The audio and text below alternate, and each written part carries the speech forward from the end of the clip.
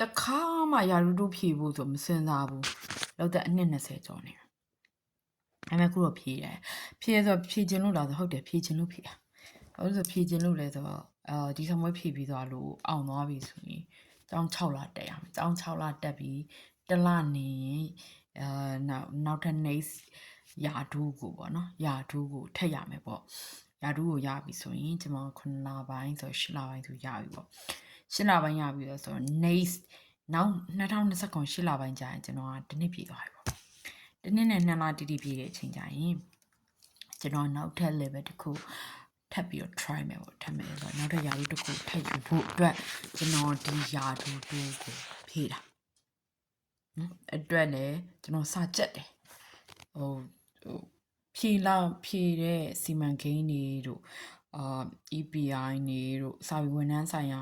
လုပ်ငန်းဆောင်ရွက်ချက်တွေတို့ကျွန်တော်အကုန်ဖတ်တယ်အကုန်ကြက်တယ်တခုမှချက်မထားဘူးကျွန်တော်မတက်တဲ့အပိုင်းတွေလည်းရှိရပါတော့ရသလောက်ကျွန်တော်ရဲ့လုပ်ငန်းခွင်မှာလုပ်တဲ့လောက်တော့ကျွန်တော်အကုန်ဖြည့်မှာကျွန်တော်ဖြည့်နိုင်မယ်လို့လည်းယူဆတယ်ပေါ့ဒါပေမဲ့တခုတော့ရှိတယ်ကျွန်တော်ဘလို့ပဲဖြည့်နိုင်အကတိကိုတော့ကျွန်တော်မနိုင်ဘူးဗျသိလားမနိုင်ဘူးဆိုတော့အခုချိန်မှာသူများရဲ့ပတ်စံနေပေးနေကြတယ်ကျွန်တော်မပေးနိုင်အမှန်တိုင်းပဲကျွန်တော်မိသားစုဆိုတော့အမျိုးသားတယောက်ပဲရှိတယ်အမေတို့အဖေတို့ကလည်းမရှိအောင်အဲ့တော့ကျွန်တော်ကြောထောင်းနောက်ခံမှာကျွန်တော်ပေးစရာဆိုလို့ကျွန်တော်အမွေဆိုင်အိမ်တော့ရှိအခုတည်းတော့မရောင်းရသေးဘူးပေါ့နော်ငွေမရှိသေးဘူးပေါ့အဲ့တော့အခုချိန်မှာကျွန်တော်မပေးနိုင်ဘူးဒီကြားလေးထဲမှာတော့အိမ်ရောင်းဖြစ်သွားပြီအိမ်ရန်လည်းရောင်းလို့ရပြီဆိုရင်တော့သမွေးဖြစ်ပြီးအောင်သွားလဲကျွန်တော်ဒီလူတွေရဲ့ကျေးဇူးရှိတဲ့အတွက်ကြောင့်ကတော့မှာပါအကုန်လုံးဒါပေမဲ့မကတော့နိုင်တဲ့အတွက်ကြောင့်လည်းကျွန်တော်မအောင်ရင်ပြန်လာမှာပေါ့ဗျာအခုရှိရနေတာပြန်လာမယ်ဘာလို့လောဆယ်ကျွန်တော်စိုက်ကယ်စီးစရာမရှိဘူးဝယ်လည်းမဝယ်ထားအောင်ဝယ်လည်းမဝယ်ဘူးဘာလို့သူများခိုင်းမှာဆိုလို့အဲ့တော့ပတ်စံရတဲ့နေရာလည်းမဟုတ်ဘူးလေရတဲ့နေရာဆိုလည်းကျွန်မမနေရ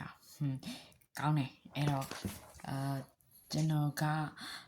နံပါတ်1ဆမ်ဝဲကိုဒီတိုင်းဝင်ဖြေမယ်မအောင်ရင်ပြန်လာမယ်